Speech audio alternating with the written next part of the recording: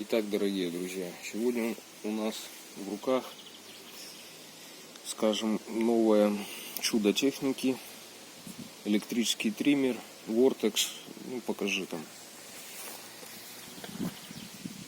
Так. Короче, как я сказал уже, электрический триммер Vortex. Модельку тут вы, наверное, видите. TE2504. Закончилась леска.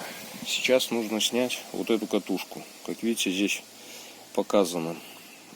Замочек закрыт, замочек открыт. Вот ее нужно повернуть для того, чтобы снять эту крышку и намотать новую леску. Но, к сожалению, ничего у нас не получается. По паспорту там показана катушка другой конструкции. Здесь, как видите, вот стоит лопасти такие. Это как дополнительный вентилятор для охлаждения электродвигателя, насколько я понимаю. Вот провернуть эту крышечку у нас никак не получается. По крайней мере, руками, по крайней мере, сейчас. Так, после того, как мы сняли кожух защитную, так, только потом удалось хорошо ее захватить и снять. Конструкция ее такая, 4 захвата симметричные.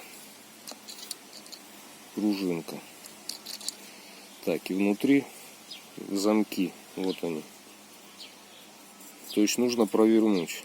Чтобы провернуть, кожух мешает захватить вот за основание катушки. Перед тем, как устанавливать катушку на место, ну, соответственно, после того, как будет леска на саму катушечку внутреннюю намотана, установлена, надо очистить. Видите, вот набивается разного рода грязь. Вот это. Надо всю ее перед установкой удалить. Все, теперь приступаем к установке лески. Итак, наматываем леску. Леску мы взяли примерно 3 метра. Вот так сложили.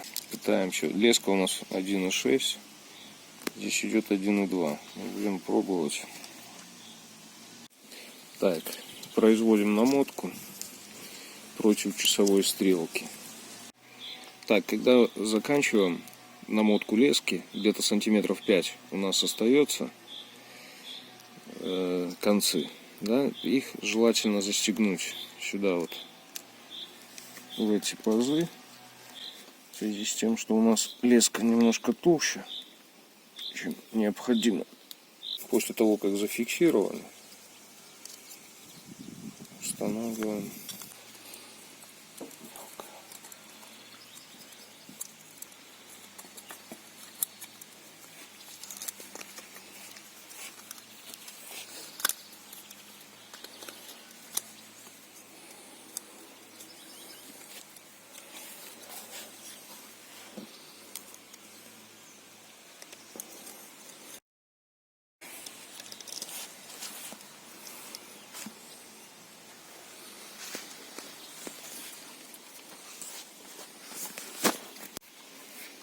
И проворачиваем до упора. Щелчка.